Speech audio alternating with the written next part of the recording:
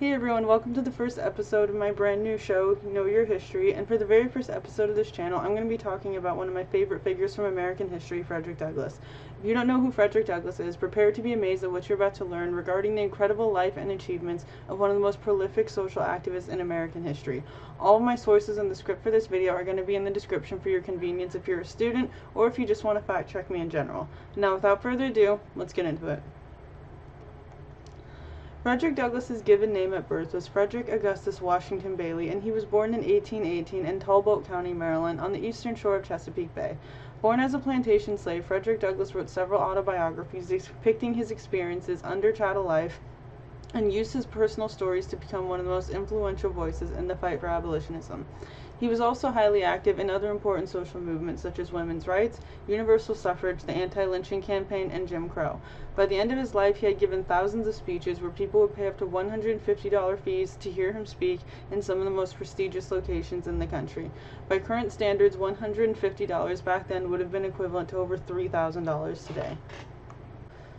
Douglass began his life in the worst possible conditions even for his time period.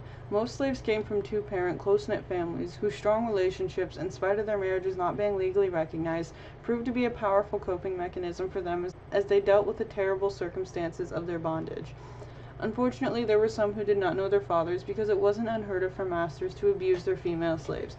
Frederick Douglass did not know when his exact birthday was, so he chose his own.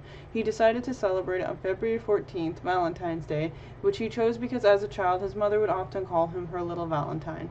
He was also certain that his father was white, and some scholars believe he may have even had Native American heritage through his mother's side.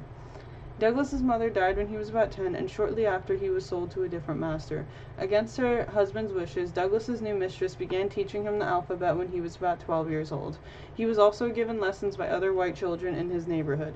This was the greatest gift Douglass could have hoped for, as his ability with words would one day sway the hearts of many. At the age of 20, Douglass fell in love with a free black woman named Anna Murray who lived in Baltimore.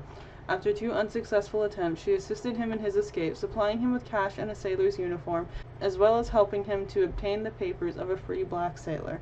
Douglass fled to freedom on September 3rd, 1838, which is pretty awesome because September 3rd is my birthday. And then he married Anna Murray less than 2 weeks later on September 15th. Their marriage would last 44 years until Anna's death, and they had 5 children. After being settled into the North, Frederick Douglass began utilizing his gift of charisma to advocate for emancipation and full racial equality. He wrote thousands of speeches and editorials, working tirelessly for the purposes of the Union, from recruiting black soldiers to serving twice as an advisor to Abraham Lincoln. Frederick Douglass believed that it was the duty of all blacks to fight for emancipation, and unlike many fellow abolitionists, believed violence was necessary and justifiable to end the peculiar institution. Douglass predicted the Civil War many years before it happened, and when it did break out, he believed it to be a good thing. Douglass published 3 versions of his autobiography during his lifetime, revising it twice. Upon publication of his debut work in 1845, he traveled to Liverpool, England, to avoid being recaptured. He spent 2 years in the UK giving talks to enormous crowds all over Ireland and England about the evils of slavery, and his European supporters eventually crowdfunded his freedom by purchasing him off to fellow abolitionists in the United States. At the age of 39, for the first time in his life, Frederick Douglass was able to set foot in his home country a free man.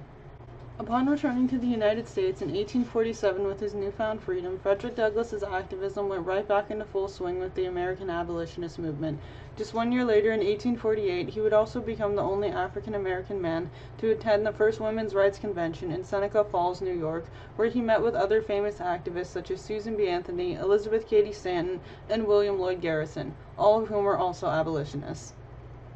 Douglass began producing and editing numerous abolitionist newspapers, the most popular of which was called the North Star, a reference to the advice slaves were often given when plotting an escape. Slaves back then had very little knowledge of geography, so the rule of thumb was to follow the North Star, and that would eventually lead to freedom. The motto of the North Star newspaper was, "Right is of no sex, truth is of no color, God is the Father of us all, and we are all brethren." Other publications helmed by Douglass included Frederick Douglass Weekly, Frederick Douglass's Paper, Douglass Monthly, and New National Era. After the Civil War, Douglass began focusing his activism on other causes such as the anti-lynching campaign and women's rights. He was appointed various political positions, serving as president of the Freedmen's Savings Bank, a U.S. ambassador, and consul general to the Republic of Haiti. In 1872, he became the first black man nominated for vice president of the United States, although he never campaigned and had no knowledge of his nomination. That's how awesome he was. At the end of his life, Frederick Douglass decided to reconcile with the daughter of his former master. Some criticized him for this action, while others praised him, but perhaps one of the most publicly sensational decisions Douglass made in his personal life happened after his 44 years of marriage to Anna Murray ended with her passing. Douglass decided to get remarried to a white fellow women's rights activist who also happened to be 20 years younger than him. The news of their matrimony made headlines everywhere, and again some criticized him while others praised him. These last two major actions, regardless of their controversy, showcased the incredible character of Frederick Douglass and the depth of his kind, forgiving nature. Frederick Douglass is without a doubt one of the most brilliant, praiseworthy men in American history, which is why I chose him for my first episode. I hope you like what you saw, and as I said before, the sources and the script are all in the description below for your convenience. That's everything for today. I'll see you next time. Bye!